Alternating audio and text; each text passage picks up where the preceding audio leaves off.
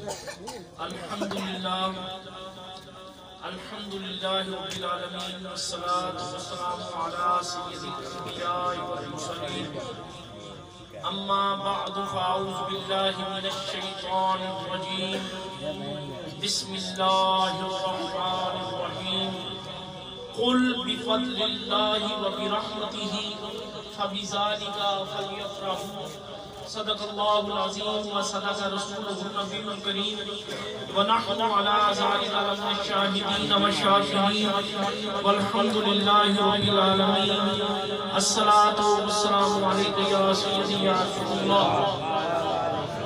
جب درودی آواز نہ آئی تو میں گفتگو کوئی نہ کروں.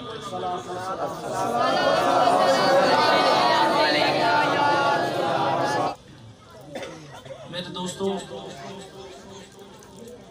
حافظ مدثر صاحب اور تحریک لبیک یا رسول اللہ فرسولی تحریک جنہوں نے مل کر عید میلاد النبی صلی اللہ علیہ وسلم کی روحانی وجدانی محفل میں سجایا ہے.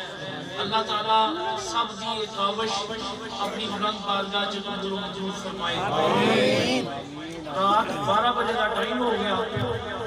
حافظ صاحب فرماتے سن کے میں ایسی کہ آج اچانک ایک حادثہ ہویا، میں سیالکوٹ جانا پیا اور پھر میں سفر چی رہا اور اجے بیگم کوٹ بھی پروگرام ہے اتنے اجے میں پہنچیا نہیں. انہوں دا بار بار فون پہ آندا سی تے حافظ صاحب نو میں آکھیا میں کہ حافظ صاحب اے محفل تہاڈی نہیں یا تہاڈی مرضی نال نہیں چلدی ہے، جنہاں دا ذکر ہے انہاں دی مرضی نال چلدی ہے. کدی یہ بھی ہویا ہے کہ غلام آقا تے اپنی مرضی چلا لو.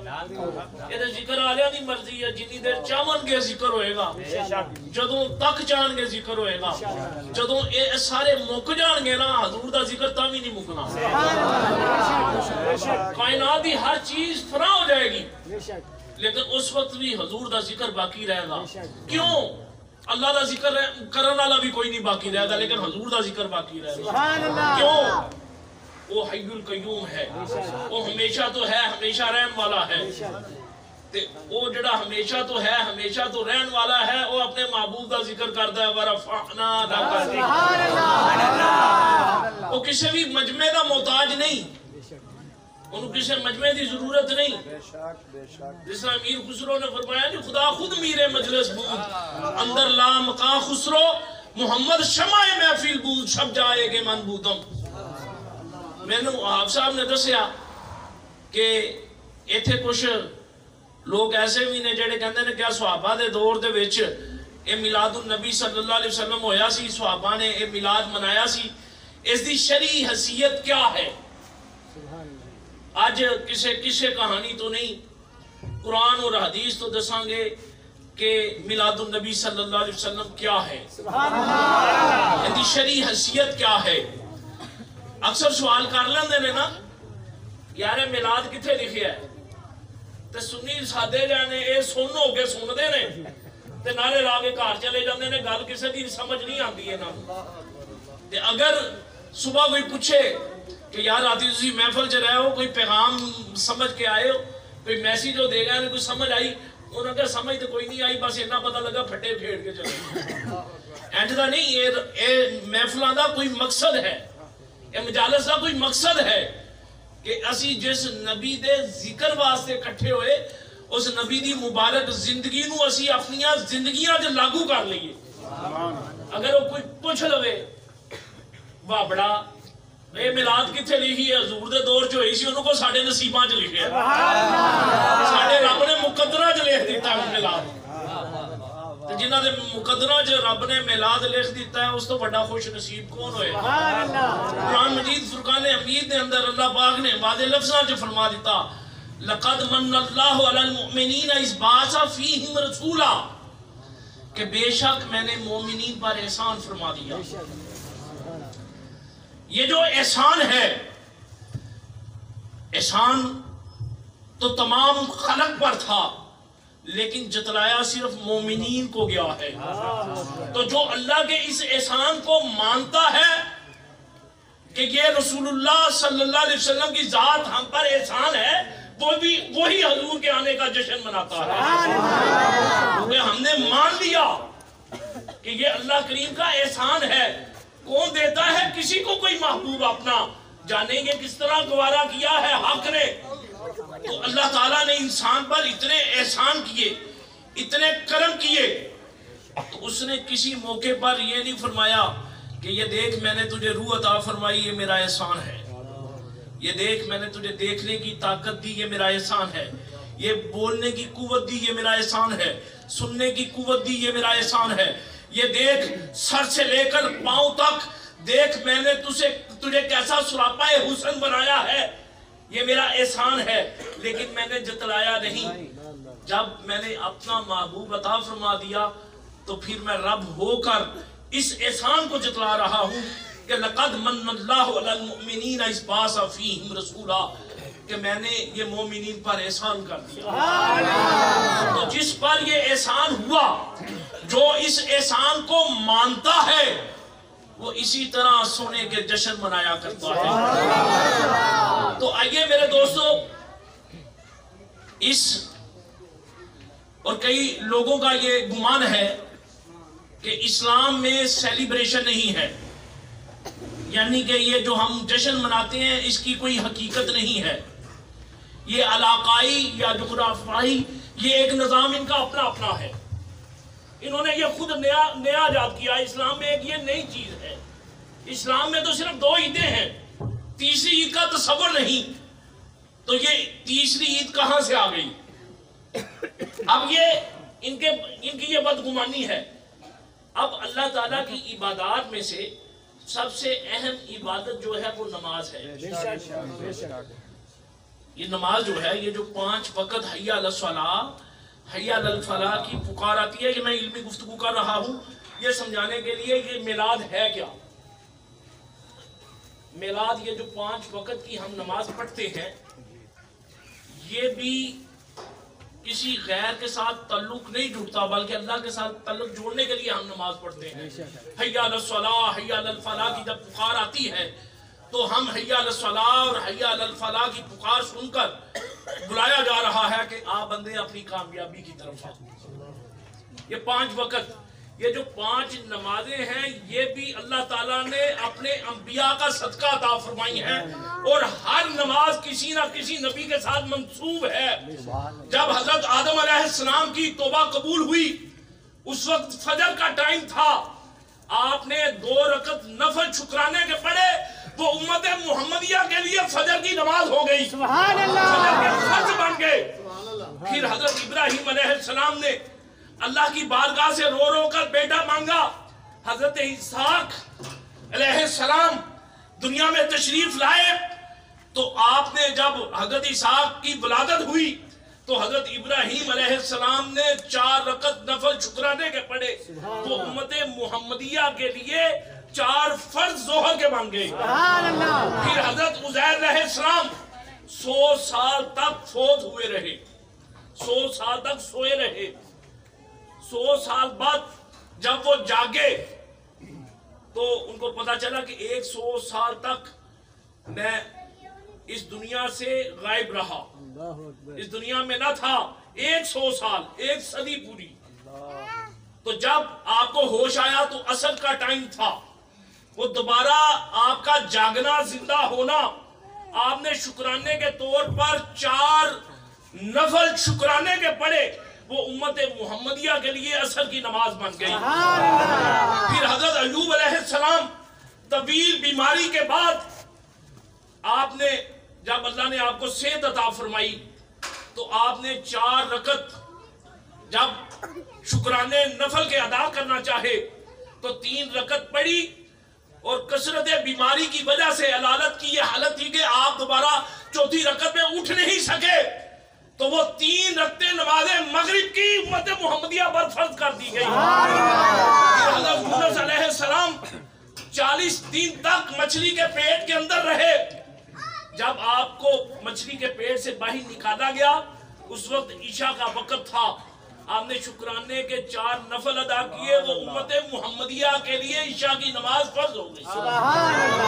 اور پھر یہ جو مناسک حج ہے، یہ مناسک حج ہے، یہ ساری کی ساری اللہ تعالیٰ اپنے محبوب بندوں کی یاد ہی تو منا رہا ہے۔ جب بندہ حج کے لیے جاتا ہے کتنے اعلیٰ کپڑے پہنے ہوتے ہیں، جبے کبے، اور ہر ملک اور ہر علاقے کا ایک اپنا اپنا دستور ہے، اپنا اپنا لباس ہے، یہ پہنے ہوتے ہیں۔ جب حج کی نیت کرتا ہے تو حکم ہوتا ہے ارے یہ قیمتی لباس اتار دو، وہ لباس پہنو جو میرے یار ابراہیم نے پہنا تھا۔ پھر سارے قیمتی لباس اتار کر وہ 2 چادریں پہن لی جاتی ہیں، کیونکہ اللہ تعالیٰ اپنے محبوب بندوں کی یاد کو باقی رکھتا ہے۔ تو پھر اما ہاجرہ نے دوڑ لگائی تھی پانی کے لیے، اور جس کو اللہ تعالیٰ نے یہ سعادت بخشی اور جس نے وہ منظر دیکھا ہے، آپ دیکھیں جگہ جگہ وہ پانی کے انہوں نے کولر رکھے ہوئے ہیں، جگہ جگہ پانی ملتا ہے۔ اس وقت تو پانی نہ تھا، آج وہ دوڑ لگانا، وہ صحیح کرنا کیوں ہے؟ اس لیے کہ اللہ اپنی بندی ہاجرہ کی یاد کو باقی رکھ رہا ہے۔ تو پھر یہ تلبیہ کیا ہے کہ لبیک اللہم لبیک، یہ کیا ہے؟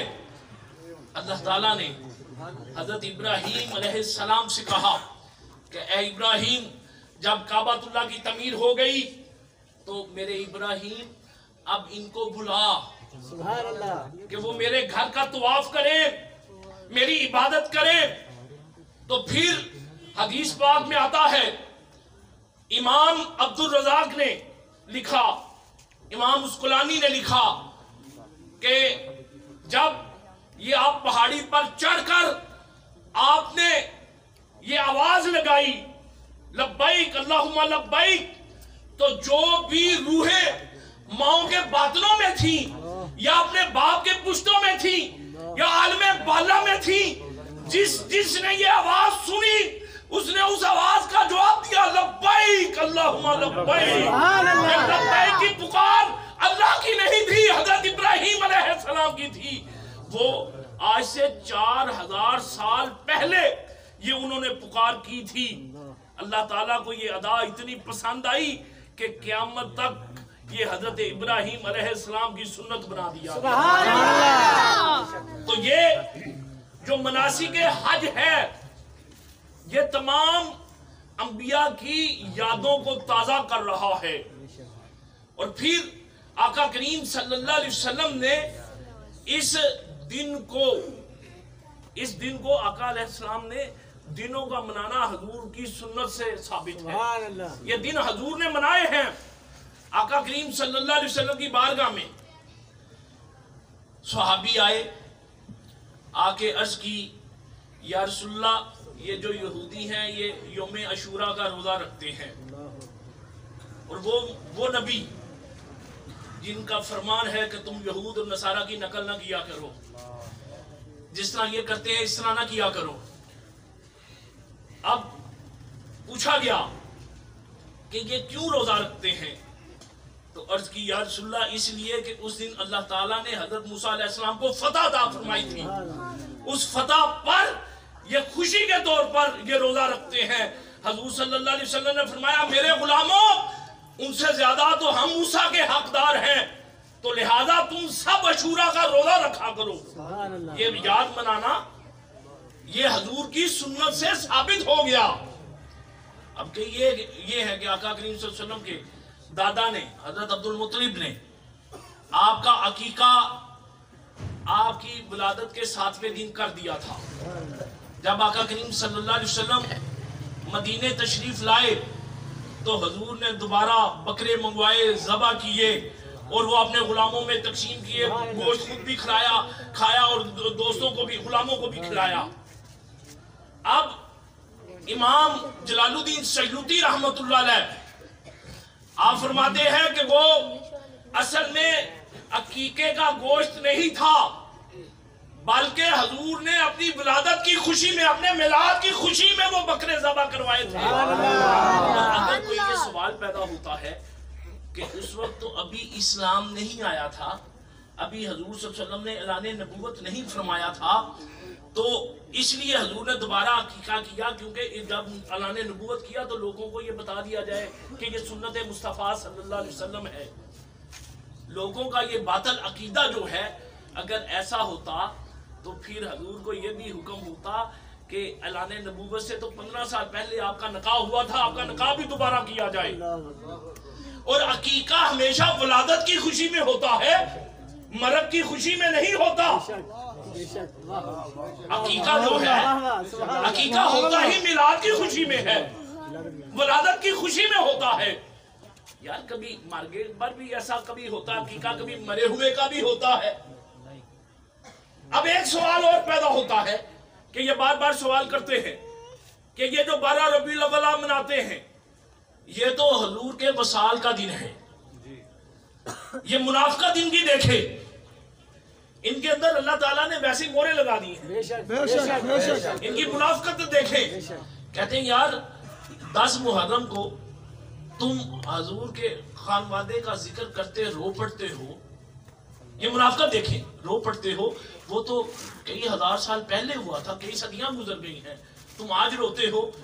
اور میلاد النبی صلی اللہ علیہ وسلم آئے تو ان کے فتوے جنم لینا شروع کر دیتے ہیں. 11 ماہ یہ خاموش رہتے ہیں، جیسے ہی 12 ربیع الاول شروع ہوا فتوی بازی شروع ہو گئی. یہ بدعت ہے، یہ شرک ہے. اور بدعت اور شرک کے علاوہ ہماری قوم کو ان 2 نمبر پیروں اور مولویوں نے دیا کیا ہے؟ کبھی ان کو حقیقت سے آشنا کیا انہوں نے؟ کبھی حضور کی محبت اور حضور کا تعلق بتایا انہوں نے کہ حضور کی محبت کیا ہے؟ خدا کی عزت کی قسم، ایک چھوٹے معصوم بچے سے لے کر ایک بوڑھے تک میں اس مجمع میں دیکھ رہا تھا، جب حضور کا ذکر کیا جاتا ہے یہ خوشی سے ناچنا شروع کر دیتے ہیں. حضور کے ذکر میں کتنی مٹھاس ہے، حضور کے ذکر کی کتنی برکت ہے، حضور کے نام کی کتنی شان ہے. تو پھر قرآن مجید فرقان حمید میں اللہ پاک نے فرمایا، جو آیت مبارکہ میں نے تلاوت کی اب اس کی طرف آتا ہوں. فرمایا قل، اے میرے حبیب صلی اللہ علیہ وسلم آپ فرما دیجئے، بفضل اللہ، جب اللہ کا فضل تم میں آ جائے، وبرحمتہ ہی، جب اس کی رحمت آ جائے، کیا کرو؟ فبذالک فلیفرحوا، پھر اس رحمت اور فضل کے آنے پر تم جشن مناؤ. قرآن مجید فرقان حمید میں ایک جگہ پر فرمایا گیا، ان اللہ لا يحب الفارحین، اللہ تعالیٰ جشن منانے والوں کو پسند نہیں کرتا. تو پھر قرآن سے پوچھتے ہیں، اے قرآن تو بتا اللہ کا فضل کیا ہے، اللہ کی رحمت کیا ہے؟ تو قرآن پکار اٹھا، وما ارسلناک الا رحمۃ للعالمین، حضور اللہ کی رحمت ہیں. ارے آدم سے لے کر عیسیٰ تک جتنے نبی جتنے رسول کائنات میں آئے وہ اپنے علاقے کے لیے رحمت تھے، اپنی قوم کے لیے رحمت تھے، اپنے گراں کے لیے رحمت تھے. لیکن جب حضور آئے تو فرمایا وما ارسلناک الا رحمۃ للعالمین، اے میرے حبیب جس کے لیے میں رب ہوں، جہاں جہاں کا میں رب ہوں، تو رحمت ہی رحمت. سبحان اللہ، نعرہ تکبیر، آواز بلند، نعرہ تکبیر، نعرہ رسالت، نعرہ رسالت، نعرہ حیدری، نعرہ تحقیق، نعرہ غوثیہ، تاجدار ختم نبوت، تاجدار ختم نبوت، لبیک لبیک لبیک یا رسول اللہ، لبیک لبیک لبیک یا رسول اللہ، لبیک لبیک لبیک یا رسول اللہ. نعرہ رسالت. یہ تو پتروں تجھے پتا چلے گا، علماء اہل سنت زندہ باد، یہ تو اہل تجھے سنت زندہ باد. پتا چلے گا جب اس جسم سے روح ختم ہو جائے گی.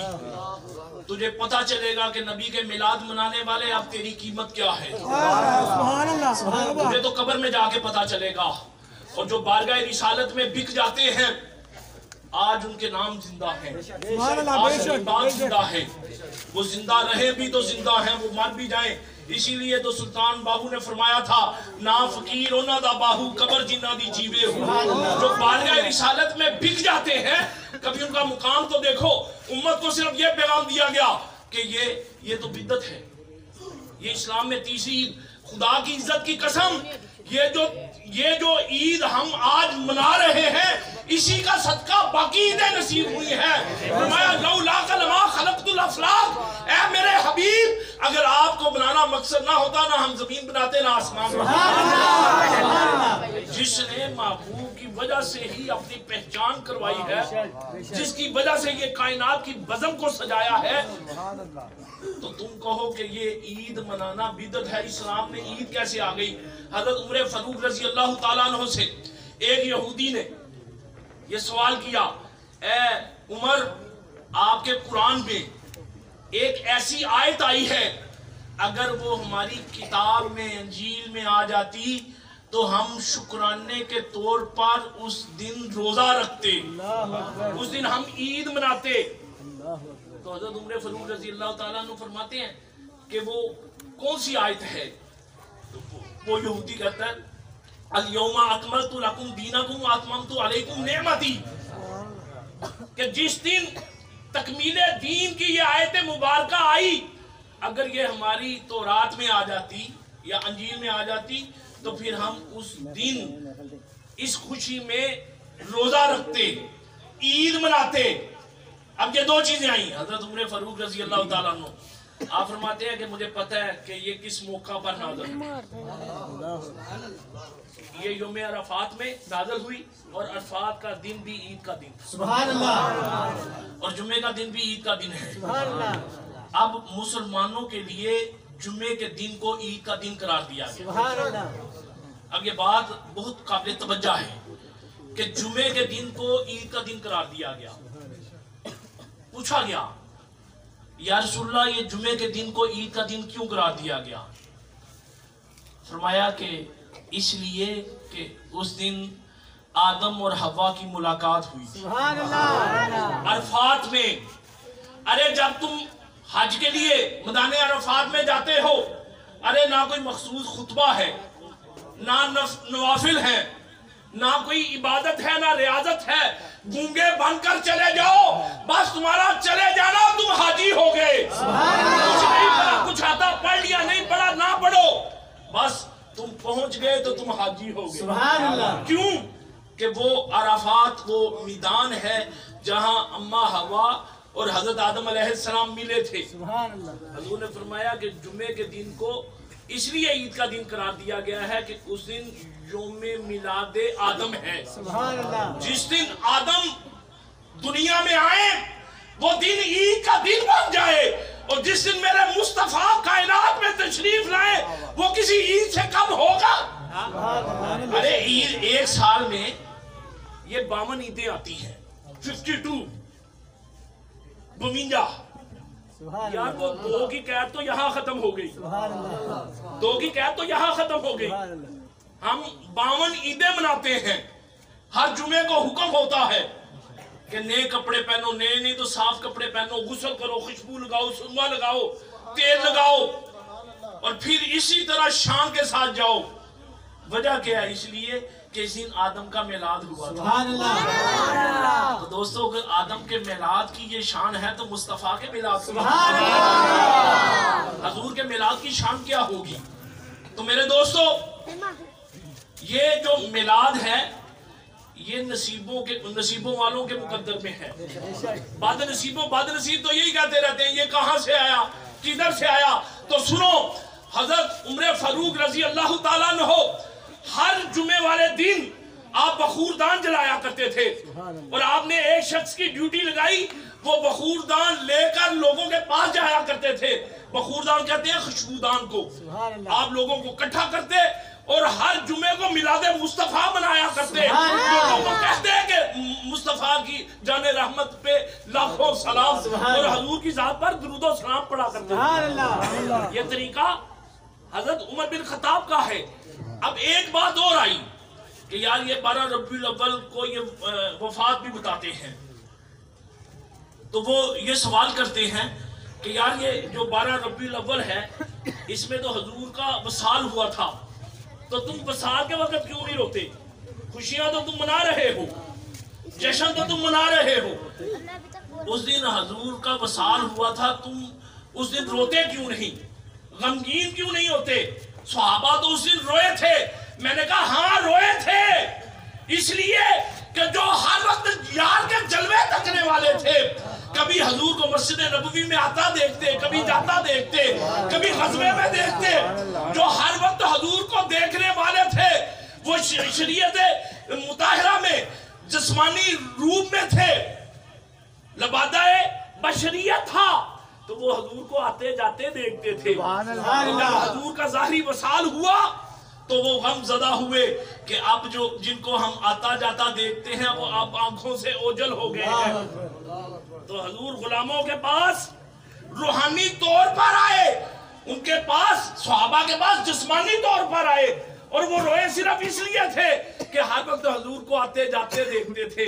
بس غم یہ تھا کہ اب حضور کو کیسے دیکھیں گے، اب حضور کا وصال ہو گیا، حضور کو کیسے دیکھیں گے؟ تو حضور ان غلاموں کے پاس روحانی طور پر آئے۔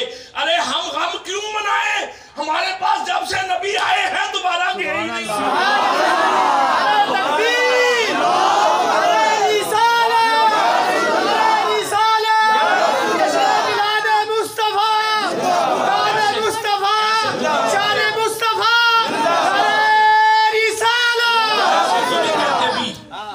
سوچو کہ وہ آئیں گے تو بیٹھیں گے کہاں، وہ ہر دل میں خوشبو کی طرح اتر جاتے ہیں۔ حضور اس گناہگار امت کے پاس روحانی طور پر آئے ہیں۔ ارے ہم کون سے وفات اور وصال کا غم منائے جب سے حضور غلاموں کی طرف آئے ہیں واپس گئے ہی نہیں۔ یہ میں نہیں کہہ رہا، یہ قرآن کہہ رہا ہے۔ محبوب ان پر عذاب نازل اس لیے نہیں کرتا کہ تو ان میں ہے۔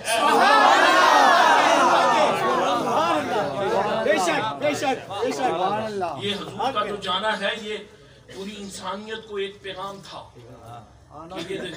حضور کا آنا بھی رحمت ہے، حضور کا جانا بھی رحمت ہے۔ حضور چاہتے تو قیامت تک رہ سکتے تھے، حضور چاہتے تو نہ جاتے۔ حضور کا آنا ہمارے لیے رحمت ہے، اور قرآن نے فرمایا وَمَا كَانَ اللَّهُ لِيُعَذِّبَهُمْ وَأَنْتَ فِيهِمْ۔ محبوب یہ گناہگاروں پر عذاب نازل اس لیے نہیں کرتا کہ بس تو ان میں ہے، بس تیرا چہرہ تکتا رہتا ہوں، بس تجھے دیکھتا رہتا ہوں۔ تو یہ گناہگاروں کو میں نے ایک راستہ بتلا دیا ہے کہ میرے حبیب جب یہ اپنی جانوں پر ظلم کرے تو کسی ملا کے پیچھے نہ بھاگے۔ محبوب وَلَوْ أَنَّهُمْ إِذْ ظَلَمُوا أَنفُسَهُمْ، جاؤ بس تیرے پاس آ جائیں، آنا ہی میرے پاس آنا ہے، بس تیرا ہی سینے سے لگانا، میرا ہی سینے سے لگانا ہے۔ تو میرے دوستو یہ میلاد نعرہ رسالہ،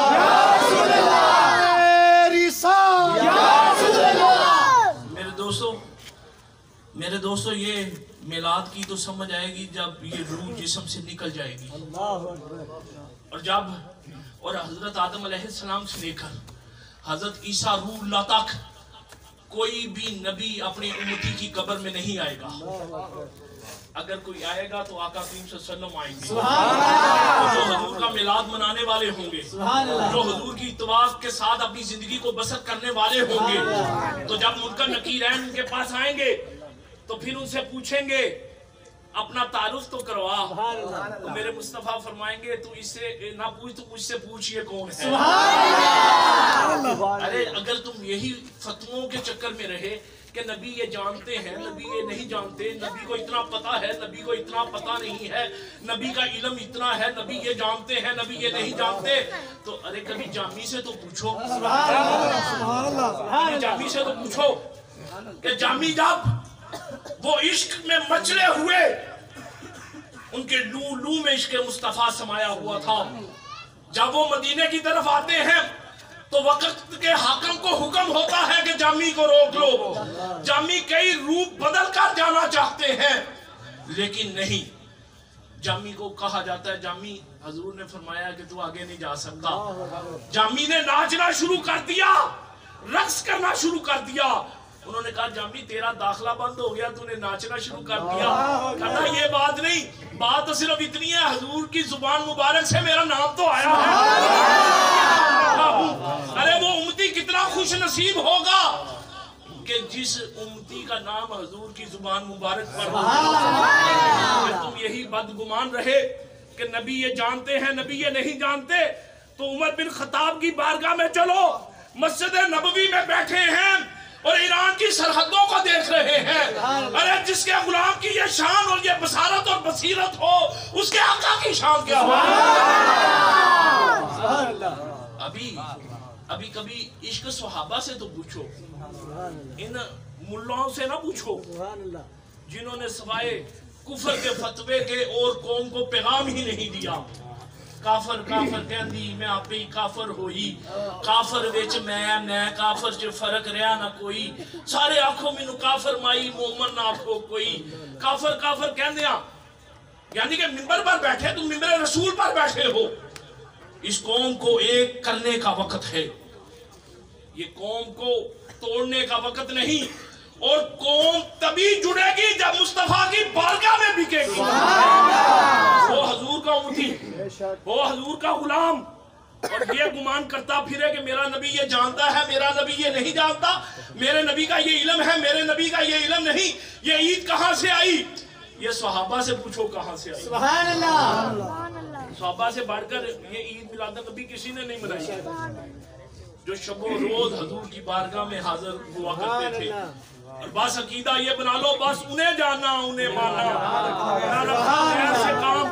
बस अगर हजूर से ताल्लुक तुम्हारा मजबूत हो गया, इस तरह अल्लाह के लिए किसी भी दलील की जरूरत नहीं। इस तरह मुस्तफा की अजमत मानने के लिए भी मोमिनों को किसी दलील की जरूरत नहीं। देखे हजूर की अजमत को मानते हैं, वो हजूर की अजमत को समझते हैं। सहाबा से बढ़कर हजूर को कौन जानने वाला? सहाबा से बढ़कर ये इश्क और ये कैफ किसमें, ये किसको इतनी मस्ती मिली होगी। तो मेरे दोस्तों, हजरत अब्दुल्ला इब्न अब्बास रजी अल्लाह ताला अन्हु रावी करते हैं, आप रावी हैं। आप फरमाते हैं मैंने अबू लहब को देखा। अबू लहब वो है जिसने सारी जिंदगी हजूर को तकलीफ दी है, हजूर की मुखालफत की, हजूर को तकलीफ दी और इतना दुख दिया कि आप आका करीम सल्लल्लाहु अलैहि वसल्लम फरमाते हैं कि मुझे अपने चचा हजरत अबू तालिब के जाने के बाद इतनी इन्होंने तकलीफें दी कि मुझे हिजरत करना पड़ी। कितना दुख दिया। और वही अबू लहब ने सिर्फ इतना कहा था कि ए मोहम्मद, जिसकी तू तौहीद बयान करता है तेरी उंगली टूट जाए। अल्लाह ताला की गैरत ने गवारा नहीं किया। अल्लाह पाक ने फरमाया तब्बत यदा अबी लहबिन व तब, बदबख्त तू मेरे महबूब को ये कहता है तेरे दोनों हाथ टूट जाएंगे। अब वही अबू लहब हजरत अब्बास रजी अल्लाह ताला अन्हु को मिलता है। हजरत अब्बास पूछते हैं सुना अबू लहब किस हाल में है? उसने कहा सुबह से लेकर शाम तक। ये मिलाद मुस्तफा मनाने का सदका देखें सुभान अल्लाह, कि जिसने सारी जिंदगी हजूर को तकलीफ दी हो, जिसकी मुजम्मत में पूरी सूरह मुबारका नाज़िल हुई हो, अगर वो हजूर का मिलाद मनाए तो उसका भी उसको अजर दिया जाता है। सुभान अल्लाह। वो काफिर हो के अजर ले गया और तुम कलमा पढ़ कर ये कहते रहे कि ये इस्लाम में बिदअत है। इससे ज्यादा इस उम्मत की बदनसीबी क्या होगी। अबू लहब बता किस हाल में है? उसने कहा सुबह से लेकर शाम तक हर लम्हे तकलीफ और अजियत से गुजारा जाता हूँ, सवाए पीर वाले दिन मेरी दो उंगलियों को सिराब कर दिया जाता है। वो दो उंगलियां कि जब मोहम्मद अरबी सल्लल्लाहु अलैहि वसल्लम जाने जाना इस कायनात में तशरीफ लाए, आपका तशरीफ लाना था कि जाकर लोंडी सवैबा ने कहा ए अबू लहब तुझे मुबारक हो, अल्लाह ने तुझे भतीजा मोहम्मद दिया। लहब ने आजाद करने से पहले ये कहा मोहम्मद तो पहली मर्तबा सुना है। सवैबा कहती है कि अल्लाह ने भेजा तो पहली मर्तबा है, ऐसा तो पहले भी दूसरा भेजा भी नहीं। तो वो इतना खुश हुआ, उसने मोहम्मद रसूलुल्लाह समझ के नहीं भतीजा समझ के मिलाद मनाया। अल्लाह को उसकी अदा इतनी पसंद आई कि जब वो कब्र में गया तो पीर वाले दिन उसकी दो उंगलियों को सिराब कर दिया जाता है। वो कहता है दूध से ज्यादा सफेद, शहद से ज्यादा मीठा, बर्फ से ज्यादा ठंडा मुझे मशरूब मिलता है, जिससे मेरा अज़ाबे कब्र जो है वो कम हो जाता है। अरे जो हुजूर की मुखालफत करने वाला था, जो हुजूर को तकलीफें देने वाला था, जिसकी मुजम्मत में पूरी सूरह मुबारका नाज़िल हुई, अगर वो हुजूर के आने की खुशी मनाए तो उसका अजाब कम हो जाए। तो आइमा हदीस लिखते हैं कि अगर अबू लहब का अजाब कम हो गया तो जो हुजूर का उम्मती, हुजूर का गुलाम, حضور کی محبت میں جب میلاد مصطفیٰ کی محفل سجایا کریں گے تو پھر خدا کی رحمتوں کا عالم یہ جائز ہے یہ ناجائز ہے؟ ارے یہ جو کہتا ہے یہ ناجائز ہے وہ خود ناجائز ہوگا. تم کہو یہ ناجائز ہے, ابھی تمہارے نطفے میں فرق ہوگا, مصطفیٰ کے آنے میں کوئی فرق نہیں.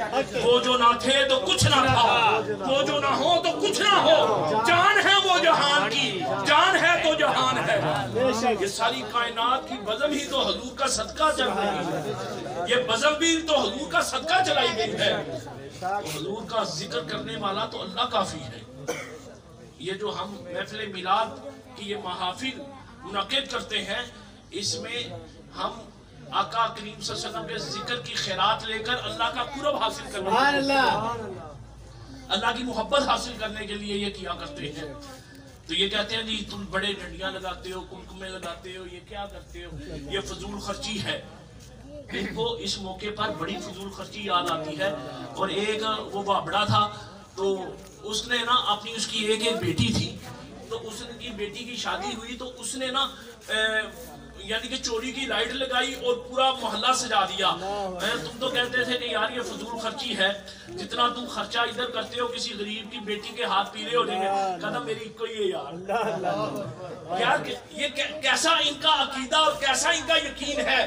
خود کریں تو ٹھیک, اور اگر کوئی ایمانداری سے جو بجلی کا بل بھی دے وابڈا والوں کو, چوری بھی نہ کرے اور حضور کی یاد میں محفل سجائے. اور کہیں کہہ دی یہ جھنڈیاں, ارے اس وقت قرآن کا نزول ہو رہا تھا پاگلو, تمہاری عقل کام کرنا چھوڑ گئی. اس وقت تو قرآن لکھنے کے لیے پیپر بھی میسر نہیں تھے, تو اللہ تعالیٰ نے پھر جنت سے جھنڈے بھیجے تھے, جو ایک کعبۃ اللہ پر, ایک مشرق اور ایک مغرب میں نصب کر دیا گیا تھا, کہ کائنات کو پتہ چل جائے, حضور کے غلاموں کو پتہ چل جائے کہ حضور کے آنے کا جشن تُونے کیسے منانا ہے, کیسے منانا ہے.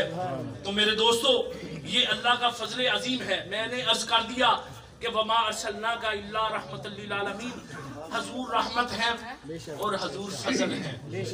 اللہ کا فضل بھی مصطفیٰ ہے, اللہ کی رحمت بھی مصطفیٰ ہے. تو جب یہ فضل اور یہ اللہ کی رحمت کا تم میں آنا ہو جائے تو یہ قرآن کا فیصلہ ہے, فَبِذَالِكَ فَلْيَفْرَحُوا, تم اس رحمت اور فضل کے آنے پر جشن مناؤ. تو یہ جشن جو ہم مناتے ہیں یہ ہماری ایجاد نہیں ہے. ایک حدیث پاک یاد آئی کہ حضور صلی اللہ علیہ وسلم غزوہ تبوک میں آپ ایسی جگہ سے گزرے جہاں حضرت صالح علیہ السلام کی اونٹنی کو شہید کیا گیا تھا. آقا کریم صلی اللہ علیہ وسلم نے صحابہ سے فرمایا یہ دینوں کا منانا یہ سنت مصطفیٰ ہے. آقا کریم صلی اللہ علیہ وسلم نے فرمایا صحابہ سے کہ جس کنویں, 2 کنویں تھے ادھر, صحابہ سے فرمایا کہ جس کنویں سے حضرت صالح علیہ السلام کی اونٹنی پانی پیا کرتی تھی تم بھی اسی کنویں سے مشکیزیں بھر لو اور اپنے آٹے گوندھ لو. صحابہ عرض کرتے ہیں یا رسول اللہ ہم نے تو دوسرے کنویں سے مشکیزیں بھرے ہیں اور آٹا بھی اسی پانی سے گوندھ لیا ہے. میرے آقا نے فرمایا کہ یہ سارے پانی پھینک دو, مشکیزیں خالی کر دو, آٹا پھینک دو. ارے جس کنویں سے حضرت صالح علیہ السلام کی اونٹنی پانی پیا کرتی تھی ادھر سے اپنے مشکیزیں بھرو اور ادھر سے ہی پانی لے کر آٹا گوندھو. یہ دین کا منانا. اور حضور صلی اللہ علیہ وسلم نے جب یہ فرمایا تو کئی ہزار سال پہلے یہ عذاب نازل ہوا اور کئی ہزار سال پہلے کا واقعہ ہے. تو حضور صلی اللہ علیہ وسلم نے فرمایا کہ یہ جو ایریا ہے یہاں سے غم زدہ ہو کر رونے جیسی صورت بنا کر روتے ہوئے یہاں سے گزرو, کیونکہ یہاں پر اللہ نے عذاب نازل کیا تھا. ارے عذاب اس وقت تو نازل نہیں ہو رہا تھا, اس وقت تو حضرت صالح علیہ السلام کی اونٹنی جو ہے وہ تو نہیں شہید کی گئی تھی, اس کو تو شہید کیے کتنا وقت گزر گیا تھا. لیکن اس طرح کی صورت بنانا اور اس طرح کا عمل اختیار کرنا یہ سنت مصطفیٰ ہے. تو حضور کا میلاد منانا, یہ میلاد ہم نہیں منا رہے, یہ تو میلاد اچھ والے نے بھی منایا. بس اپنی گفتگو کو ختم کر رہا ہوں. یہ میلاد تو اچھ والے نے منایا ہے. حضور صلی اللہ علیہ وسلم کا جو نور ذات ہے وہ حجابات عظمت میں پلتا چلا گیا. ایک طویل مدت گزری تو پھر طویل مدت گزرنے کے بعد اللہ نے یہ چاہا کہ اب میں اپنا آپ ظاہر کروں. سبحان اللہ. اللہ تعالیٰ نے اس نور کو اللہ تعالیٰ نے عالم ارواح میں منتقل کر دیا. سبحان اللہ. اور عالم ارواح میں منتقل کیا تو تمام ارواح کو ادھر جمع کر لیا اور جمع کر کے ان سے اللہ تعالیٰ نے یہ سوال کیا الستو بربکم، کیا میں تمہارا رب نہیں ہوں؟ ساری ارواح خاموش تھی. یہ جو کہتے ہیں نا ہم میلاد پہ جاتے نہیں، ان کو اللہ آنے نہیں دیتا. یہ ریت بڑی پرانی ہے. یہ ریت جو ہے یہ عہد میثاق کی ریت ہے. یہ ریت آج کی نہیں ہے. یہ تو عہد میثاق سے فیصلہ ہو چکا ہے. جب بھی محمد عربی کا ذکر ہوگا پلید نہیں آئے گا، پاک آئے گا. یہ پرانی ہے اور یہ عالم ارواح سے چلی آ رہی ہے. تو اللہ تعالیٰ نے جب یہ جلسہ کیا تو پھر پہلا جلسہ توحید کا تھا تو اس میں اللہ نے فرمایا الستو بربکم، کیا میں تمہارا رب نہیں ہوں؟ یہ جو آج ہم الف با پڑھتے ہیں یہ ہمیں بولی بھی مصطفیٰ نے سکھائی ہے. تو پھر اللہ تعالیٰ نے فرمایا الستو بربکم، تمام ارواح خاموش ہو گئی کیونکہ یوم الست سے پہلے بھی بولنا نہ جانتا تھا. تو حضور سب سے پہلے بولے بلا. سبحان اللہ. تمام ارواح پکار اٹھی بلا شہیدنا، ہم گواہی دیتے ہیں کہ تو ہی ہمارا رب ہے. ارے جو آج ہم بول رہے ہیں یہ بولنے کا ڈھنگ یا خدا نے سکھایا ہے یا مصطفیٰ نے سکھایا. پھر اللہ تعالیٰ نے عہد میثاق میں حکم دے دیا یہاں کافر نہیں آئے گا، منافق کوئی نہیں ہوگا، منکر کوئی نہیں ہوگا، پلید کوئی نہیں ہوگا. یہ ریت پرانی ہے.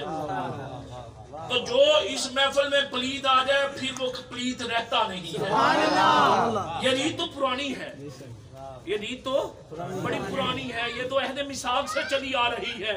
تو اللہ تعالیٰ نے قرآن مجید میں فرمایا وَإِذَا أَخَذَ اللَّهُ مِيثَاقَ النَّبِيِّينَ لَمَا آتَيْتُكُم مِّن كِتَابٍ وَحِكْمَةٍ ثُمَّ جَاءَكُمْ رَسُولٌ. اے نبیو میں تجھے نبوت دوں گا، رسالت دوں گا، شریعت دوں گا، طریقت دوں گا، حقیقت دوں گا، معرفت دوں گا، لیکن شرط یہ ہے ثُمَّ جَاءَكُمْ رَسُولٌ. سبحان اللہ. جب میرا رسول تم میں آ جائے تو پھر تم کیا کرو گے؟ تم اس کی مدد بھی کرو گے، اس کے ساتھ بھی چلو گے، اس کے ساتھ بھی چلو گے، اس کی مدد بھی کرو گے. لا تؤمنون بہ ولا تنصرون، اس پر ایمان بھی لاؤ گے اور اس کی مدد بھی کرو گے. ارے نبی اپنی ایمانداری سے بتائیے نبی کبھی بے ایمان ہوا ہے؟ معاذ اللہ. نبی تو ہوتا ہی ایمان کا پیکر ہے، نبی تو ہوتا ہی ایمان والا ہے. لیکن فرمایا یہ سارا کچھ تب دوں گا جب میرے مصطفیٰ پر بھی ایمان لے آؤ. میرے نبی کو بھی مان لو گے. جب تمام انبیاء کی ارواح نے کہا قالوا اقررنا، ہم اقرار کیے دیتے ہیں کہ ہم تیرے رسول پر ایمان بھی لائیں گے اور اس کی مدد بھی کریں گے اور اپنی نبوت کو رسالت کو چھوڑ کر فقط تیرے مصطفیٰ کے ہو جائیں گے. اور جو حضور کا ہو جاتا ہے اس کا خدا ہو جاتا ہے. سبحان اللہ. فقط سب کچھ چھوڑ کر فقط تیرے مصطفیٰ کے ساتھ تعلق جوڑ لیں گے. اللہ پاک نے فرمایا قالا فاشهدوا وانا معكم من الشاهدين. تم بھی گواہ ہو جاؤ اور میں بھی گواہ ہو جاتا ہوں. مصطفیٰ تمہارے بھی نبی ہے اور قیامت تک آنے والی انسانیت کے نبی ہے. اب آگے جو بات قابل توجہ ہے، یہ مسالت کی لڑائی چھوڑ کر یہ قرآن کا فیصلہ ہے. قرآن فرماتا ہے فمن تولى بعد ذلك فاولئک هم الفاسقون. اے نبیو دیکھو میں تجھے یہ منصب دے رہا ہوں، رسالت کا، نبوت کا، شریعت کا، طریقت کا، یہ تجھے میں منصب عطا کرنے والا ہوں. یاد رکھو جس کی وجہ سے کرنے والا ہوں، جس کی وجہ سے یہ تجھے منصب نبوت عطا کرنے والا ہوں، اگر جو میں نے تجھ سے وعدہ لیا ہے اگر تم اس وعدے سے پھر جاؤ فمن تولى بعد ذلك فاولئک هم الفاسقون، پھر تم فاسقوں میں سے ہو جاؤ گے. ارے نبی فاسق نہیں ہوتا، یہ سنایا اور سمجھایا ہم ہی جا رہا ہے. ارے جب نبی کا کلمہ پڑھو تو نبی کو اپنے جیسا نہ سمجھو، نبی کو یہ کہو کہ نبی ہماری طرح کا ہے، نبی ہمارے جیسا ہے. ارے جب اس جسم سے روح نکلے گی تو تجھے پتا چلے گا کہ یہ نبی کا تعلق کہاں کہاں کام آتا ہے. یہ نبی کا تعلق وہاں کام آتا ہے جہاں تیرا اپنا کوئی کام نہیں آتا. تیرے رشتہ دار، تیرے تعلق واسطے والے جو تجھ سے اتنی محبت کے دعویٰ کرتے ہیں، जब इसी जिस्म से रूह निकलती है तो वही रिश्तेदार तुझे हजारों मन मट्टी के नीचे दबाकर अकेले को तुम तड़पते रहते हो। ओ अब्बा, ओ माँ, ओ भाई, तू तो मेरे बगैर रहता नहीं था, आज मुझे अंधेरी कोठरी में अकेले को छोड़कर जा रहा है। तो फिर याद रखो, जहां सारे रिश्ते बेमाना हो जाएंगे, सारे रिश्ते तन्हाई में छोड़कर आ जाएंगे, उसका फकत एक रिश्ता काम आएगा और वो मुस्तफा का रिश्ता।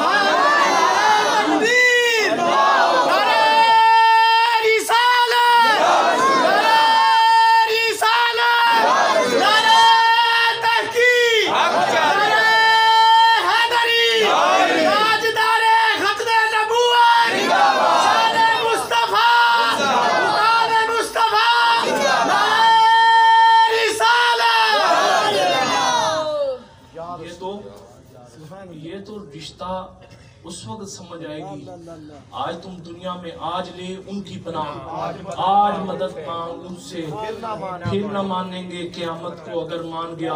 अरे जालिम, जब इस जिस्म से रूह निकल जाएगी फिर तू मानता, फिर तेरा मानना ना मानना बराबर होगा। अगर मानना है तो हुजूर को आज मान, आज मान। अब ये अरबी ग्रामर का एक कानून है यासर साहब, कि जब दो बंदों का जिक्र किया जाता है, कि जिस तरह अल्लामा रिजवान साहब और सैयद मुतीउल्लाह ने खिताब किया या मिलकर खाना खाया, जब दो का जिक्र किया जाए तो और का लफ्ज़ इस्तेमाल होता है। अल्लाह का अपने नबी के साथ ताल्लुक कैसा है, सुभान अल्लाह, ये मोहब्बत के ताल्लुक कैसे है। अरे ला इलाहा इल्लल्लाह फना है, मुहम्मदुर रसूलुल्लाह बका है। अरे पहले फना होगे तो बका मिलेगी। तो अब देखो, ये कलमे की तरफ आ जाओ, कोई अहले हदीस हो, देवबंदी हो, कोई सुन्नी हो, सबका कलमा एक है, ला इलाहा इल्लल्लाह मुहम्मदुर रसूलुल्लाह, कलमा यही है। अब अगर दो का जिक्र किया जाए तो दरमियान में और का लफ्ज इस्तेमाल होता है, ये अरबी का कानून है, वाव का लफ्ज इस्तेमाल होता है। लेकिन ये कलमे ने ये सारे फर्क मिटा दिए कि जब हम कहते हैं ला इलाहा इल्लल्लाह, तेरे सिवा कोई इबादत के लायक नहीं, तेरे सिवा कोई माबूद नहीं, तो होना तो ये चाहिए था वा मुहम्मद रसूलुल्लाह, और मुहम्मद रसूलुल्लाह सल्लल्लाहु अलैहि वसल्लम अल्लाह के रसूल हैं। फरमाया नाना, अब मेरे और मेरे यार की बात हो रही है, मैं वो इसमें बर्दाश्त नहीं करूंगा। अरे अगर मेरी तौहीद की बात करते हो तो मेरी तौहीद यही है कि तुम फना हो गए मेरी जात में, और बका ये है कि तुम मोहम्मद अरबी के कदमों में आ गए। यही दीन है यार लोगों को किस चक्कर में, ये नई नस्ल को क्यों तबाह कर रहे हो, इस नई नस्ल को आका करीम सल्लल्लाहु अलैहि वसल्लम से क्यों दूर कर रहे हो, ये बुरी की बातें क्यों कर रहे हो।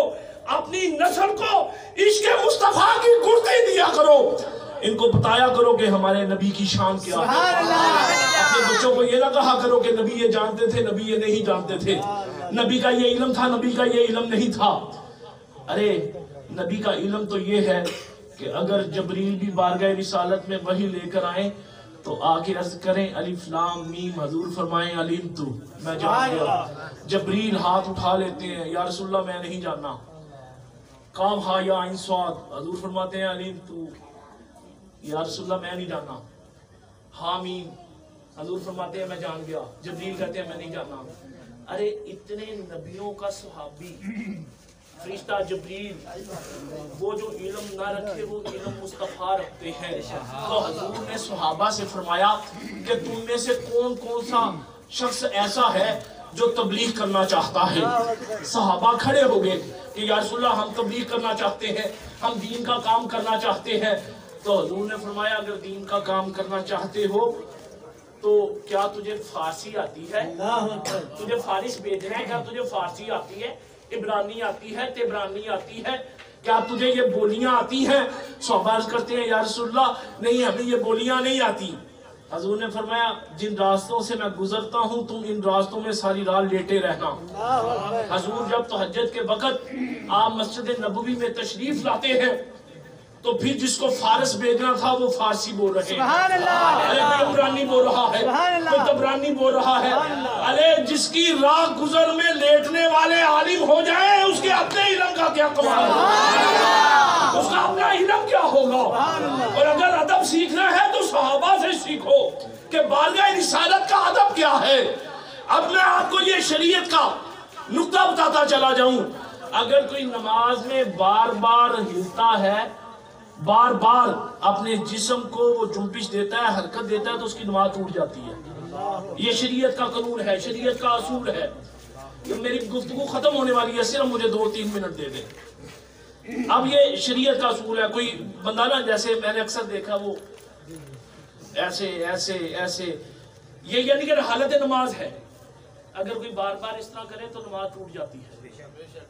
لیکن میں قربان جاؤں، صحابہ کی نماز کیا، سبحان اللہ، صحابہ نے نماز کیسی پڑھی. سبحان اللہ، صحابہ تو حالت نماز میں چہرہ مصطفیٰ دیکھا کرتے ہیں. سبحان اللہ، یہی ان کی نماز تھی. حضرت ابو بکر صدیق امامت کروا رہے ہیں. آقا کریم صلی اللہ علیہ وسلم تشریف لے آئے. آخری صف سے لے کر مصلی رسول تک تمام صحابہ نے مطلع کرنا چاہا. حضرت ابو بکر صدیق کو ایسے حالت نماز ہے اور ایسے ہاتھ پر ہاتھ مار کر ابو بکر کو بتلایا جا رہا ہے، ابو بکر دیکھو حضور آ گئے ہیں، دیکھو حضور آ گئے ہیں.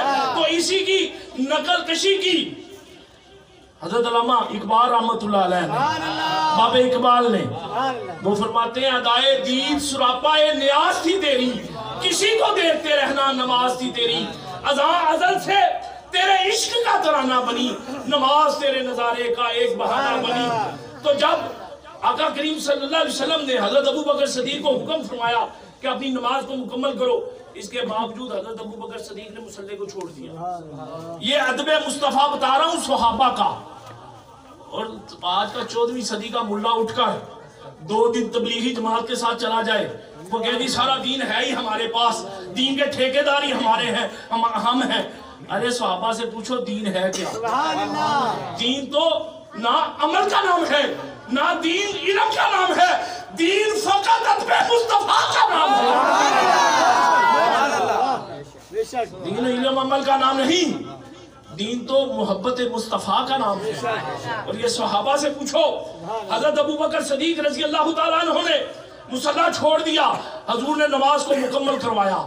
سبحان اللہ، تو جب نماز ختم ہوئی تو آقا کریم صلی اللہ علیہ وسلم نے حضرت ابو بکر صدیق سے فرمایا، صدیق جب میں نے تجھے کہا تھا نماز کو مکمل کر، تو نے نماز مکمل کیوں نہیں کی؟ بہت تاریخی الفاظ جو بارگاہ رسالت میں عرض کیے جناب سیدنا صدیق اکبر رضی اللہ تعالیٰ عنہ نے. آپ عرض کرتے ہیں آقا یہ کیسے ہو سکتا ہے کہ آپ بھی موجود ہوں اور ابو قحافہ کا بیٹا امامت کرے؟ سبحان اللہ، اس سے زیادہ محبت اور عشق کی کیا داستان ہوگی؟ یہ صحابہ کا عشق تھا. اور آج امت کو یہ میرے دوستو، یہ یہود اور نصارہ کی ایک چال ہے. یہود اور نصارہ یہ چاہتے نہیں، وہ یہی چاہتے ہیں کہ مسلمانوں کے سینے سے عشق مصطفیٰ ختم کر دیا جائے، حضور کا تعلق ختم کر دیا جائے. اور آج وہ تعلق اتنا کمزور ہو گیا ہے کہ آج اتنی مساجد بن گئی کہ فلاں کے پیچھے نماز جائز ہے، فلاں کے پیچھے ناجائز ہے، کلمہ اسی نبی کا پڑھا اور اسی کے ساتھ تعلق نہ جڑا. تو یار یہ جو نماز ہے یہ بھی تو حضور کے ساتھ تعلق جوڑنے کا ہی تو نام ہے. اس کا بھی تو تعلق حضور کے ساتھ ہی ہے. اب جس طرح میں نے عرض کیا شروع میں کہ یہ جو 5 نمازیں ہیں، یہ جو اس کی عبادت ہے، یہ بھی کسی نہ کسی نبی کے ساتھ منسوب ہے. اور یہ جو نماز مسلمانوں کو ملی ہے اس کا تعلق بھی حضور کے ساتھ ہے. سبحان اللہ، اب بندہ نماز پڑھتا ہے، اللہ کی عبادت کرتا ہے، اللہ اکبر کہہ کر اس کی بارگاہ میں کھڑا ہو جاتا ہے. وہ ہاتھ ایسے باندھے، وہ ہاتھ ایسے باندھے، وہ ہاتھ چھوڑ دے، اس کی بارگاہ میں کھڑا ہو کر کہتا ہے کہ یا اللہ تو ہی کبریائی کے قابل ہے، میں تیرے سامنے تیرا غلام، تیرا مجرم تیری بارگاہ میں کھڑا ہے.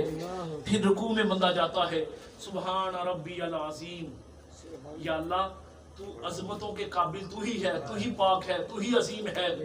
تو پھر انسان اپنے جسم کا سب سے قیمتی حصہ سر جو ہے اس کی بارگاہ میں جھکا کر یہ اس کی بارگاہ میں اعتراف کرتا ہے کہ یا اللہ یہ سر تیرے علاوہ کسی اور کے سامنے نہیں جھک سکتا، اس لیے کہ کوئی تیرے علاوہ کوئی ایسا ہے ہی نہیں کہ جس کے سامنے یہ سر جھکایا جائے، کوئی اور ہے ہی نہیں.